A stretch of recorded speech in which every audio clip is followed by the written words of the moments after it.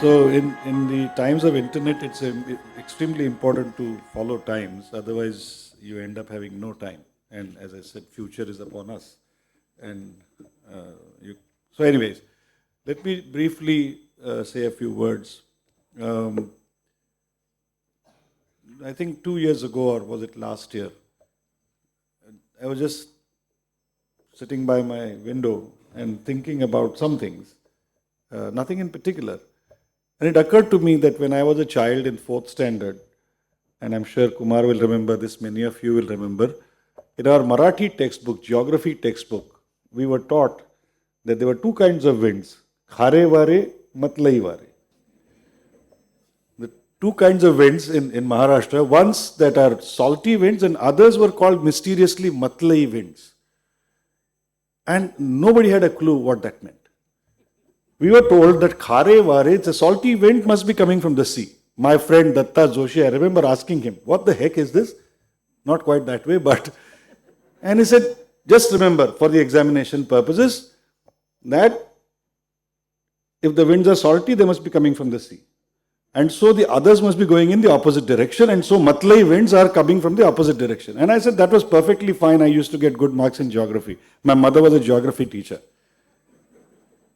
And I don't know for what reason, but I thought, what is this matlai? And this is 56 years after, 52, 50 years after, 48 years, something like that, after going through that textbook. But it was stuck in my brain that I did not know what matlai winds was. Where did that word come from? I had no clue. Okay, this is useless information, right? Completely useless. Or is it useless? There are educationists here. It is not all that useless, as I'm going to tell you now. It occurred to me, why not just Google search? And matlai is a Marathi word as far as I know, but it doesn't sound like anything. Matlai sounds like malai. It's not malai. Malai is cream. So where matlai, it doesn't sound like a Marathi word at all according to me. And so I just searched matlai and I hit enter. Zip. Information came out. Matlai, anybody want to guess where the word comes from? Those who know don't, because I have written this in my blog. It's an East African word. Matlai means coming from the east. The wind coming from the east.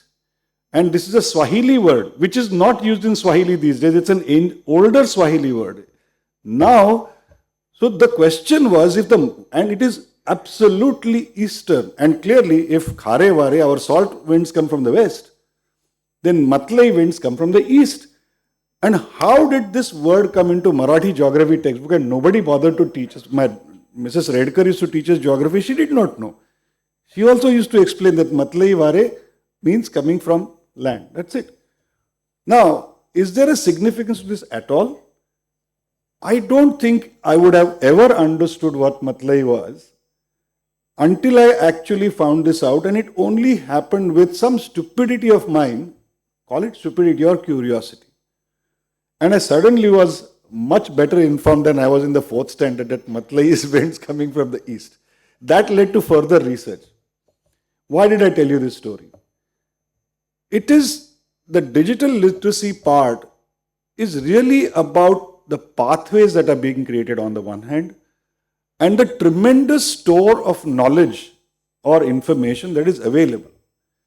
Unfortunately, it doesn't end there.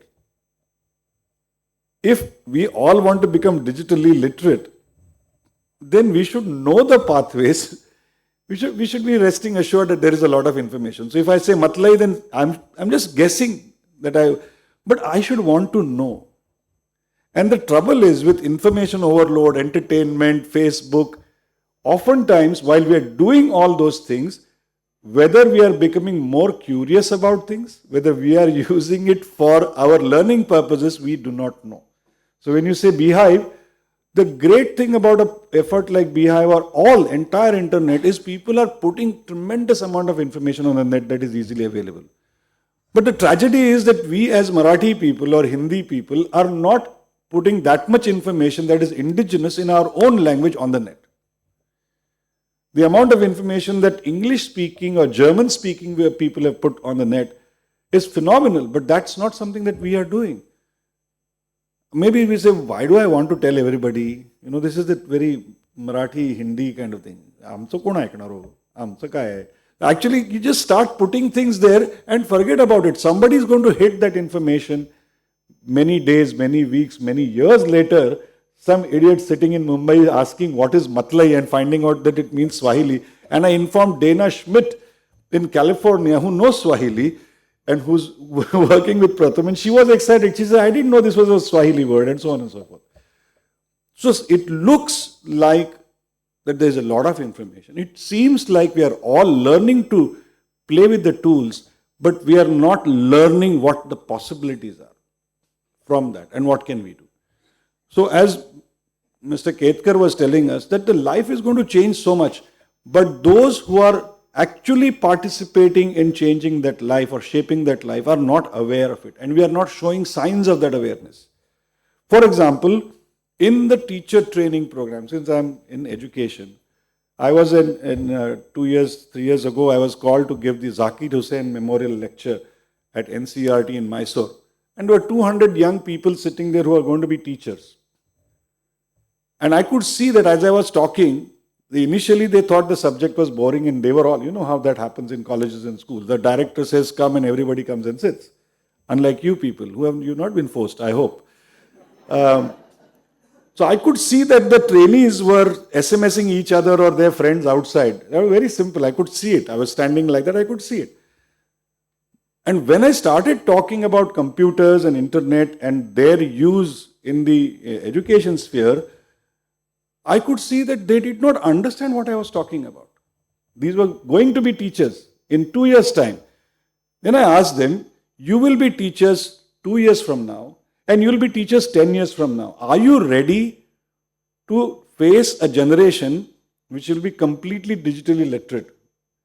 You are in that generation now. You are beginning to understand. But is your education like that? Can you handle this learning process? The learning process has to be transformed completely.